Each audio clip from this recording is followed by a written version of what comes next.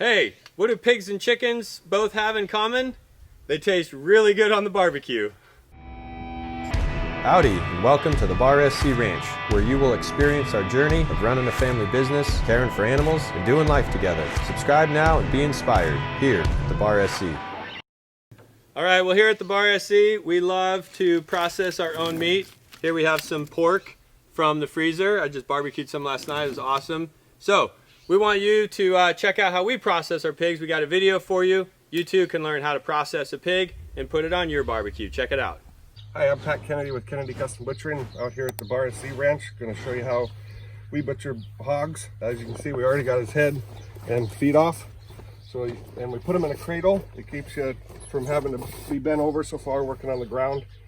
That height is about the best height that I like. And then it's kind of the step one is head and feet. Step two is you got to start working to try to get the hide off. And so we'll start that now. I'll show you the quickest way for that. You have to run your knife down his belly without going into him, just underneath the skin. And it has to be sharp. If it's not sharp, it's not going to go very well. So all the way down his mid seam. Same thing on each leg.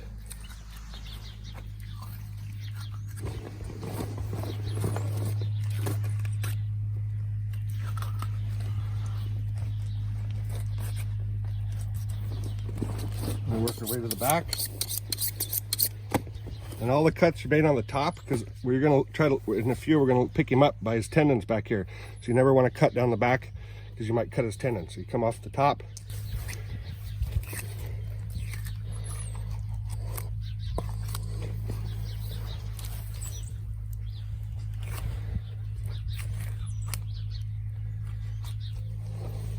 For some of the things you're going to have to need good skinning knives. There's a difference between a skinning knife and a regular knife. So this is called a boning knife. They're straight and some are curved. And obviously the skinning knife has more of a belly to it. So when you're making your swipes, you're not, because essentially you're not cutting, you're kind of just sliding through. So you want a really good sharp skinning knife, boning knife. This is for beef. For hogs is obviously a little smaller. A good steel, smooth. They make 3 different kinds of steels. Coarse is probably like what you have in your kitchen. It'll have grooves in it. These are smooth or polished. I don't know if you can see the difference. You can see the little lines in there. That's called a smooth, and this is called a polish. It'll make a razor. You can shave with it. It has to be sharp. And then when we get to the point of going to pick him up, this goes through his back legs, a steel gamble. They make different kinds, aluminum, any kind you want. It's essentially just, like I said, going to go through his back legs, and we're going to be able to hang him that way. Hogs and lambs, you can split them with just a basic sawzall or what's called a big, super expensive well saw. And all you need is a little generator, some chains to get them moved around. Like I said, a cradle. Rubber boots are a must, and rain pants. And then you're ready to get started. And the key, especially on pigs, is take your time. If you don't take your time, it's gonna not look very good and you're gonna lose all your bacon. I was just gonna kind of explain how I got into this. Is I was raised on a farm and we raised our own animals, and so we ended up having to learn how to butcher our own. So that's how I learned, was trial and error. And I make it look, not to pat my own back, but I make it look easy. A lot of guys, that's why they call me to do it. They'll read up on it or try to do it, and it comes out bad. No bacon, or they'll do one and I'll do 10. Normally, beef. I think I'm faster on beef. I've done 12 beef in a day, 7:30 to 2, and left with 12. Pigs, I think I did 19 in a day, but it all takes time, and if you're going to do it yourself, just again, clean. Everything's super clean and incredibly sharp. Invest in really good knives. Read up a lot, and just take your time. I mean, it's not going to spoil in cool weather. You got plenty of time.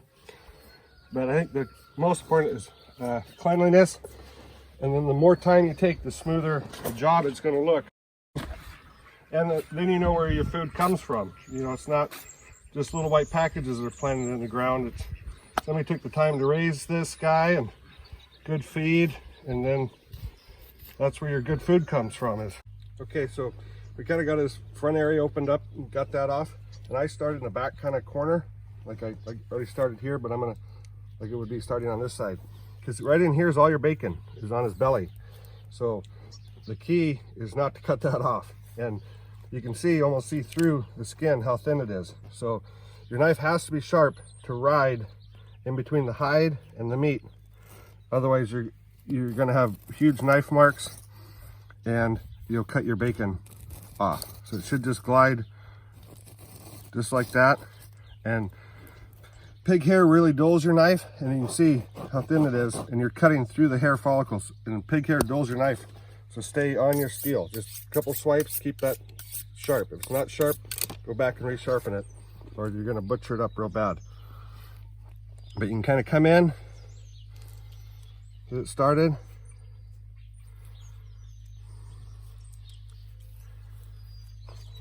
Get a handful, lift up, and then you're just kind of making swipes.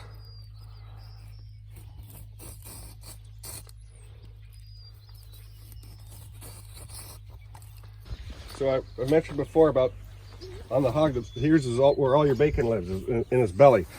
So as you can see my knife marks, you just, as you're skinning, you're just staying as tight to the hide as you can.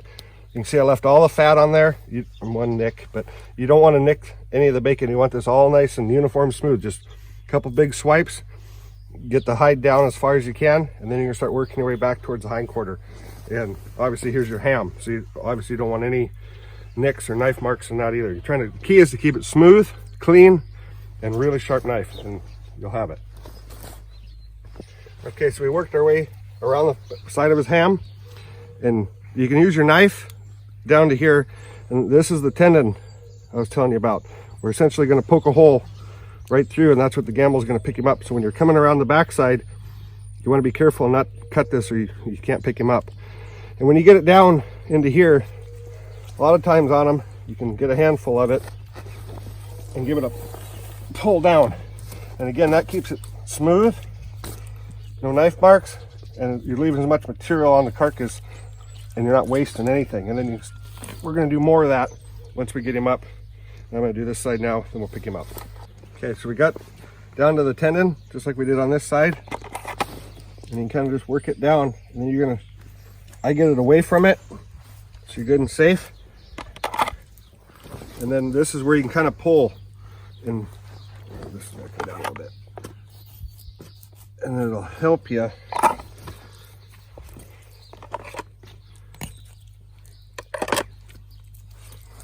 get a handful of that, and sometimes it'll start to pull right off for you. This one doesn't want to. But when he's hanging, it's way easier than trying to do this upside down. But his bacon, you don't want to pull anything here. The hide stuck on their belly is pretty good. Anytime you're going to pull is when we'll show you in a minute, when it's lifted up and you kind of get back by his tail, and then it'll start to pull off. And again, it'll be all nice and smooth and clean and look nice. Okay, now got all the hide off the side. Everything's done. His rump, around the rump area. Then you come in here and make a spot for your gamble in between his leg bone and the tendon. Come like that. And just stick a, you know, you got a spot. Hang him. Take your gamble, stick him right in like that. And when we lift up here, he'll slide out and hang on the hooks. We'll be able to lift him up in the air. Okay, so obviously we got him hung up, and essentially what you want to do, get him around his hams and rump like this, down to his tail, and then you're going to come in from the side and skin in, and you're going to leave a strip down his backbone like this, and then that's all you have to have for when you get there, and then you'll be able to grab his tail or part of his hide and just pull back. I mean, as you can see, it already starts to pull. And then that's just a trick of saving you a lot of skinning, and it keeps it nice and smooth. So we'll come in from the side,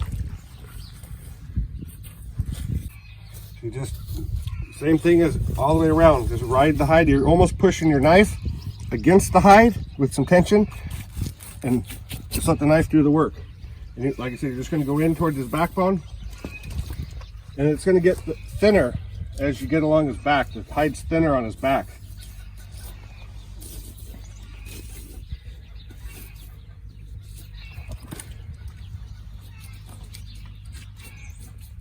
Okay. On this side. So he's skinned on both sides down to his backbone. And back up to the top here. And you're going to take his tailbone off.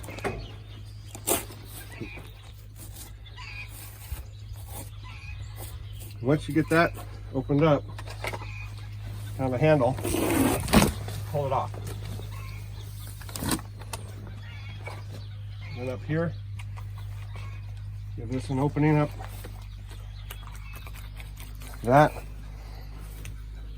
And then you're going to start getting, there's a bone, H bone in between his two hams here. You can usually get it with your knife. It lives right there. Now his legs will want to come open all the way. And then you come in here and start this part. What I do is I get it opened up so you don't pop his bladder. Then I'm going to put my knife in backwards. And then one quick motion, you're going to go all the way down to the brisket. Like that. And everything will start to kind of just come out. And then get a handful up here, and if you're careful, the bladder, anything won't, you kind of get a handful of his bladder here, just pull that out, you don't have any mess on the meat. Charlie wants the liver.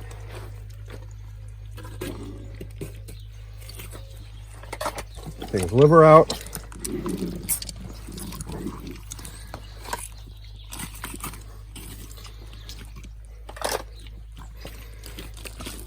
That. Okay, so when you're going to take his, reach down to get his heart out, some people save it and eat it. You can reach down behind his, these are his lungs right here. You just run your hand down behind them. You'll feel like a baseball, and it'll slide right out. And I'll show you. Pigs' hearts are the same as ours.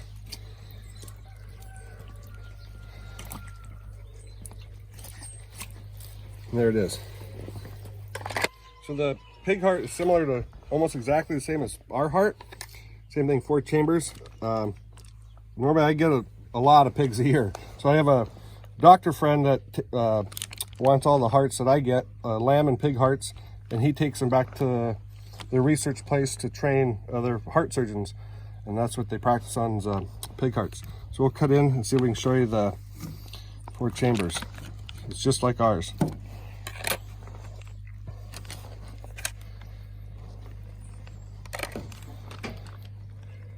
So if I'm trying to remember right and left, I think it's ventricles, and then blood in from the lungs and blood out, and it's the same thing. And then it's pumping it all the way around. So non-oxygenated blood and then oxygenated blood back around through.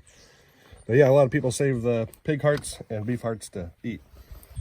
Okay, his lungs, same spot. They come out, and they're almost like a sponge. You can see, I mean, hard to think that would fill up with air, but it's very similar to ours. 4 chambers each side. But that's them. And some people save them to eat them. So here, we did his heart and liver, or his heart and lungs. And here's his liver. Same thing. They all have them. All animals do. Some people save it and eat it. But the one thing you want to get rid of is his gallbladder here. It's a toxic little, not yummy stuff. So there's a million ways to take it off. This is the way I do it. I'm real careful around it, so I lose a little bit of liver when I do it, but safe than sorry. So I just kind of come underneath him, and I just trim that all the way off. And then you have, that's what's left, is gallbladder. You don't want to get that on anything you're going to eat. And if you're going to save them, some people save them, different nationalities and stuff save it for hog casings. You've probably heard that sausages are made out of. Well, that's where this comes from. So here's his the end of his little system here. And then it goes small intestine, large intestine, his stomach. But yeah, same with beef. Some people save this, wash it all out, and stuff it with hog sausage. So we got everything else out that's edible, unless you want it. This is his pancreas. And then you just trim all the last little bits out. And you can see he's all clean inside. And then we'll be ready to split him in half. So before we're gonna split him, I'll show you, if you didn't, you're not gonna take him to a locker and you're gonna do it at home, you can come in, and you don't have to have a saw. Right behind his shoulder blade, you can come in with your knife, and you'll take the front quarter off. And same on this side, you can come in right in with your knife, right behind his shoulder blade, and this whole quarter will come off. So that's, have you heard of 4 quarters? 1, 2, 3, 4. And same on the hind quarter. You can come in, just come in with your knife, and you'll be able to take this whole ham away and smoke it, or bone the whole thing out through the ribs, save your bacons if you want, or smoke the whole thing, or grind it and make sausages. But this one's gonna go locker, so they want them split, and the reason that we split them is it's easier for them to hang and they cool off. In the summertime, if it's hot, just this gap sometimes isn't enough air circulation, so we split him completely in 2 pieces. And then when he hangs, he cools off completely, and you don't have what's called a sour bone, where the thicker meat doesn't cool off quick enough, and it'll taste sour. But cooler weather, he's fine. They said now we'll grab the saw. You can use a hand saw, meat saw, and essentially I do it from this side. You can come down his back, but on pigs, beef, I split from the back. It's just, you need to see this seam, and you only have a backbone that's about that wide, and you need to split it perfectly in half, otherwise your chops won't have the right looking bone on it. So you're gonna split him straight down his backbone, down through his brisket, and he'll just come apart in 2 pieces. So you can see everything's out, it's all nice and clean. When we came in from the top, this is the bone I was talking about. The H bone goes right in between. And usually you can either, I can pop it with a knife, or you can get it with a saw. And again, that opens his legs up for us to come through and split him in half. His kidneys are still inside on hogs and beef. I leave them in. So, because essentially we're gonna split him perfectly in half here.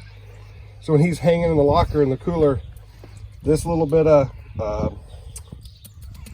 lard that's stuck on the inside, and his kidneys keeps that chops and everything moist and doesn't dry out in the locker. So now we'll split him.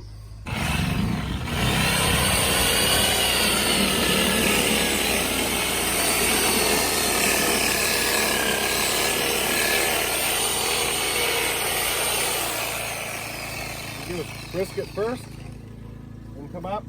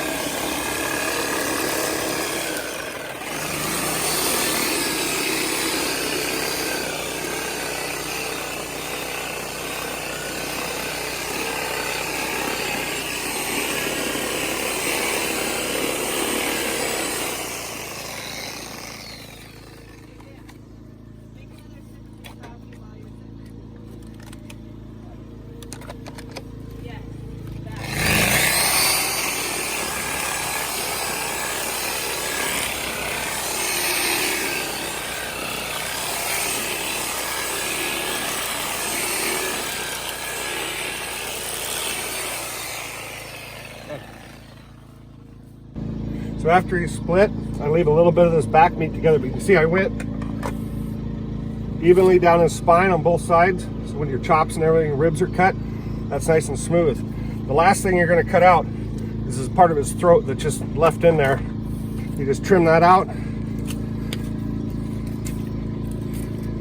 And again, now he's messy, get him all washed up, he's done. And the reason I leave this on, so when you go to lay him in the truck or hang him in, this keeps this hog together. If you're going to do multiple pigs at a time, you're not mix, match, and halves. So you just leave that little piece, and then when you're done, you can just cut it right off and you're fine.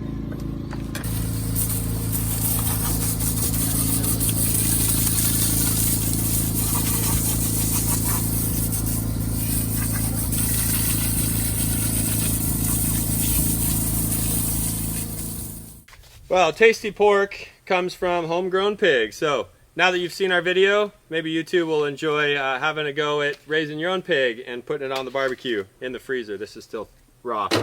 Anyhow, up next, we're going to be processing a chicken. Chicken processing at the Bar SC. We do this as well. Love raising our own chickens, and you'll be able to do it yourself. Check out this video and hope you learned something. Hey, today we're going to be taking our roosters from the chicken coop to our freezer in our house. We're going to show you how we do the process, so let's get started. All right, well here we are at our chicken processing plant. We're going to get started. So, got myself a table. I put out some trash bags just to have a nice surface to work on. We've got my stock pot. So this is a deep fryer turkey burner, all right, with some propane. I got my nice sharp knife. And on the burner here, it's important that you make sure you have a thermostat.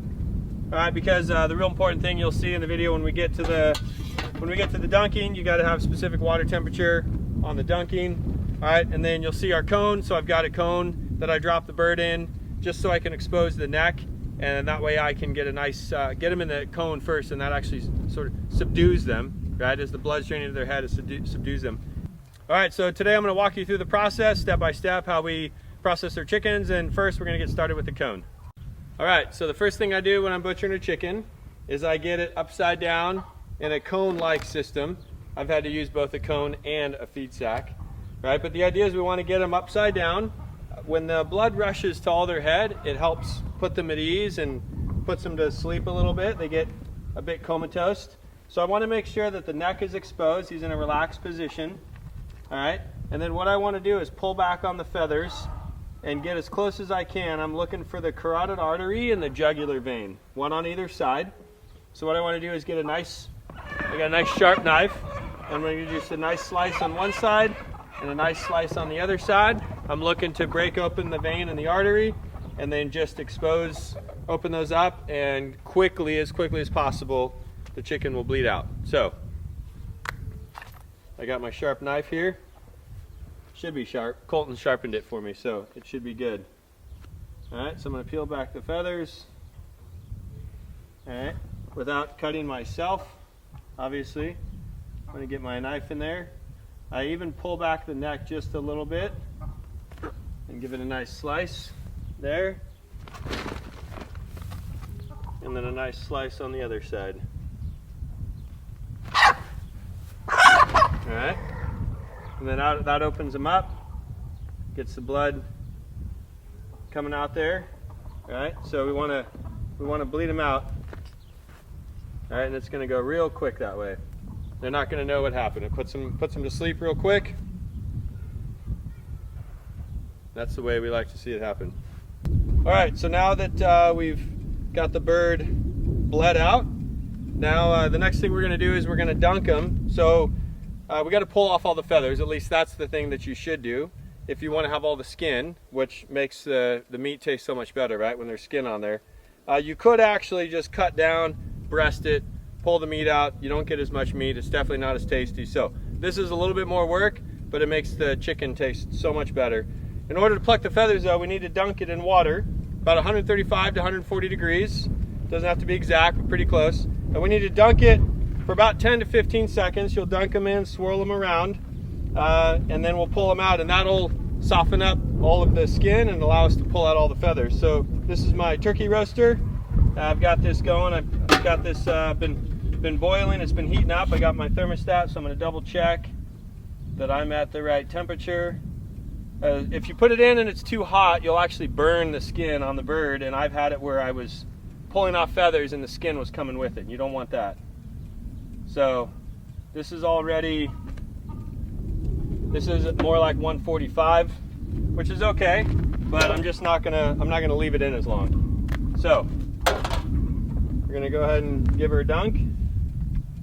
Take the feet, you need to push it in and swirl it around. You want to make sure that you get water in all the crevices. So I'll even spread the legs, because you want to make sure you get all the feathers. Those little pin feathers are terrible. If you haven't gotten those soaked, the pin feathers will not come out. All right, so I'm going to dunk it around a little bit. All right, that seemed pretty good. We're going to lay them up on the table. So I got a nice table here that I could work on. All right, and then I want to see if this worked. Look at that, the feathers should be coming right out. So there you go. That was a good dunk. It was the right temperature. It was the right amount of time. You want those feathers just to come off real nice like that. You shouldn't have to work too hard for those. So you can see here they just pop right out of the skin. So I like to grab them and pull against, I guess, against the grain, if you would. So the feathers are growing towards the back side. I like to grab them and pull towards the head. All right, and so they'll get some right out of the all the way down to the follicle there. You want to make sure you pull out everything. And this part's easy. It's when you get to the pin feathers. Sometimes the wing feathers can be hard. A pair of needle nose pliers aren't a bad tool to have around. Sometimes you need some pliers. This is a long process. It can be tiring on the fingers. So you might want to have a pair of pliers. There's no shame in having some tools to help you out.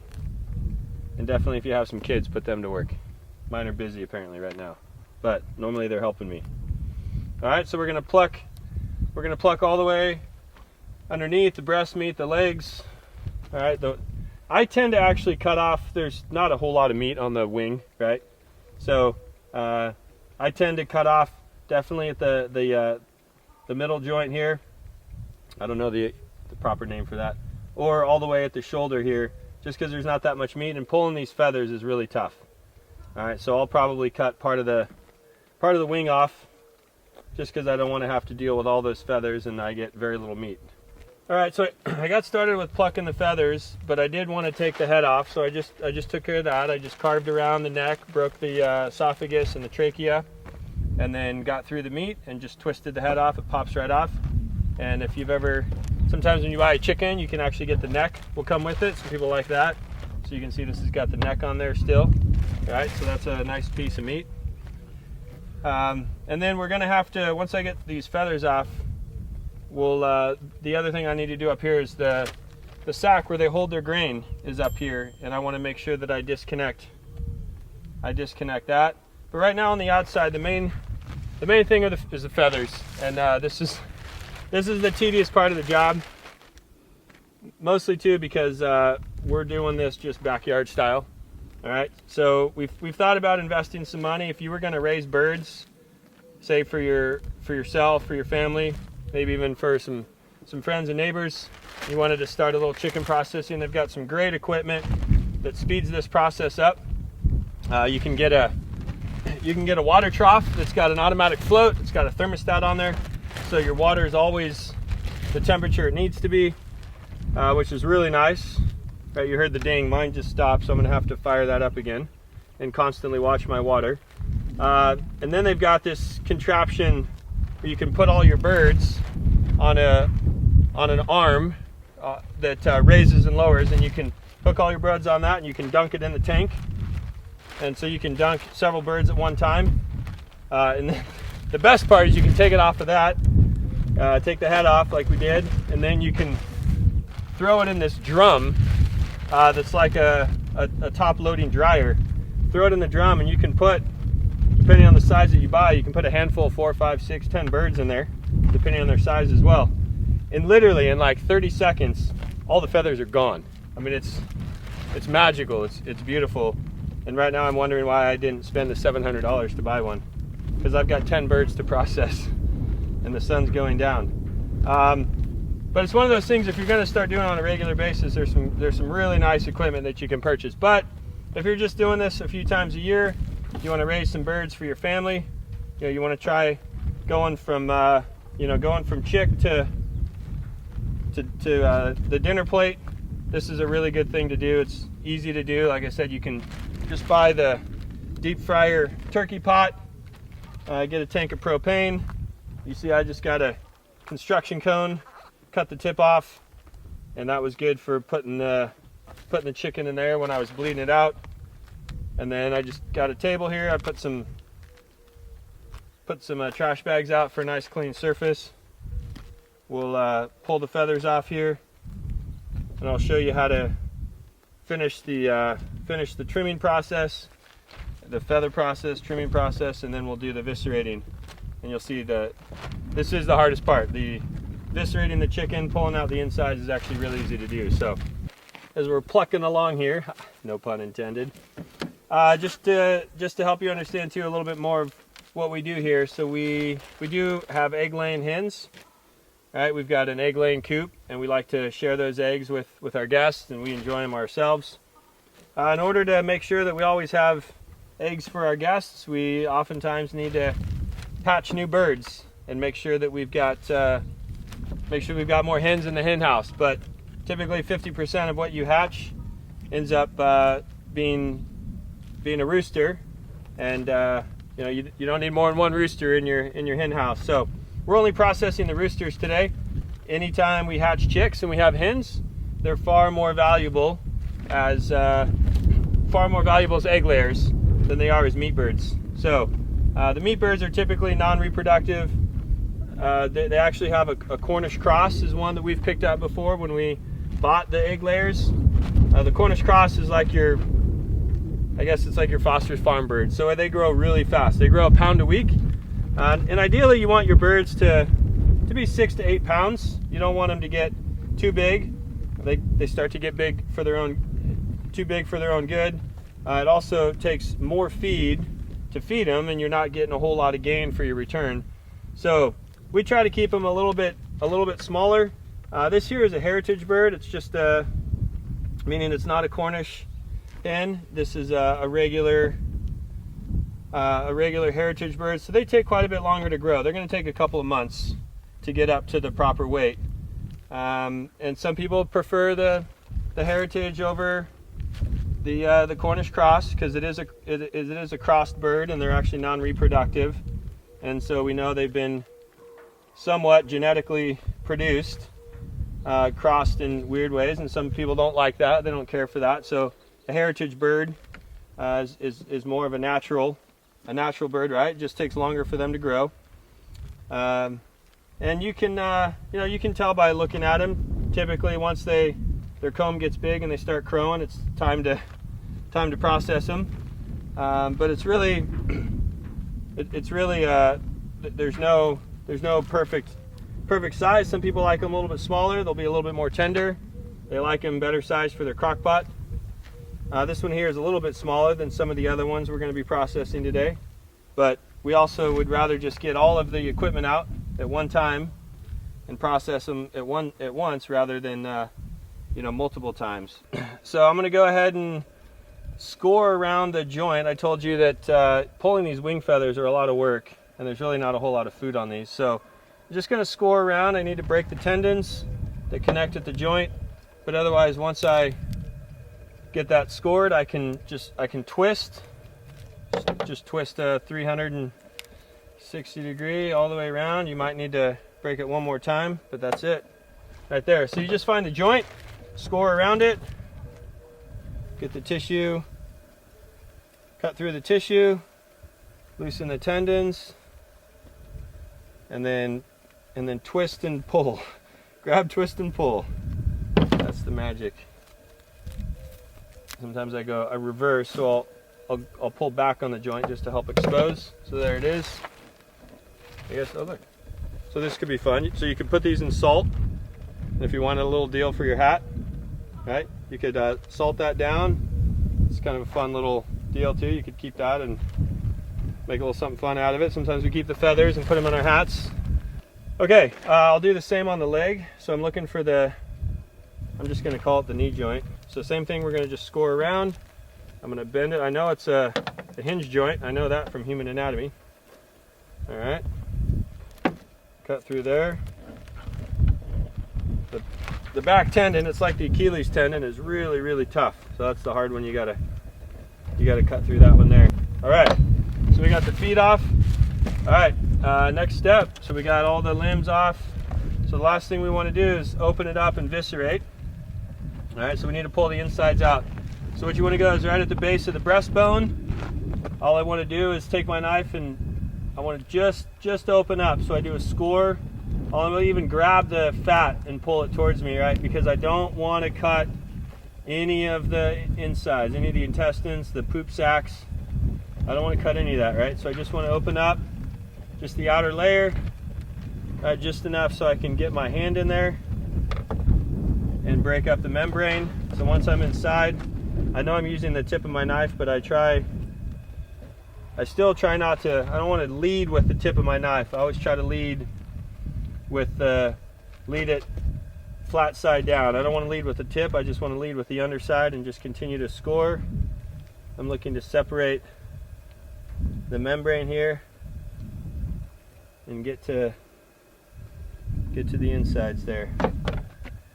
Open that cavity. And then I can start taking my finger in there and I can start pulling away and separating the intestines from the wall, the inner lining. Just take my finger and I'll just come up with my finger and sweep along the wall, just breaking up the membrane. This is why you definitely want to use your finger. Here, you don't want to stick a knife inside. You'll bust everything open and you'll have a stinky mess when you open up the insides. Open up the insides of the insides. So just disconnect everything from the wall with your finger all the way up here. Here's the sack where they hold their grain. They tend to store their grain before they process it, so that's this sack up in the neck. So you want to get that out as well. Alright, so there you go. There's some lung, some liver, some kidney, the heart. That's the gallbladder. There's the heart's in here somewhere. Here's the lung is nice tissue. So the liver, some people like eating that as well. The intestines, you obviously want to get those out and get away from those. Those are pretty toxic. Said you can eat the liver. Some people like to eat some of the insides, kidneys, but we're gonna let those go. All right, so I'm gonna clean out the neck a little bit, but otherwise it's looking pretty good. All right, well, thanks for checking out our video. Here's our finished product. Nice little bird we're gonna put in the oven in the next couple days. I do like to put them in the freezer for a little bit before I do that. But anyhow, I hope you learned a little something about how you can take a chicken and put it in the freezer, put it on the table for dinner. Learned it's pretty simple, just from processing, pulling the feathers, cleaning out the insides, pulling off some of the limbs, but pretty simple, and it's really rewarding in the end. Though it's a bit of work, it's rewarding to know, and it's good to know where your food came from. It's really nice when you can say you raised it yourself. It's kind of a proud moment, you know, to take a bird from the hen house and put it on the table to feed your family. So I hope this was helpful for you, and let us know if you end up trying to process a bird yourself. Let us know how it goes. Thanks for watching. So the finished product doesn't look too bad, right? I am a bit of an amateur, so I hope you're not intimidated by chicken processing. Anybody can do it. If I can do it, you can do it. The bird doesn't have to look perfect, but it will taste great on the barbecue, I promise that. So I hope you feel better about processing, knowing where your food comes from, but even better than that, maybe even processing it yourself. Didn't know anything about processing animals when we moved here. I've now done a couple of pigs and some chickens, and so if I can do it, I know you can. So hope you learned something. Be encouraged. You can do this yourself at home. If you enjoyed this video, we'd love to hear from you.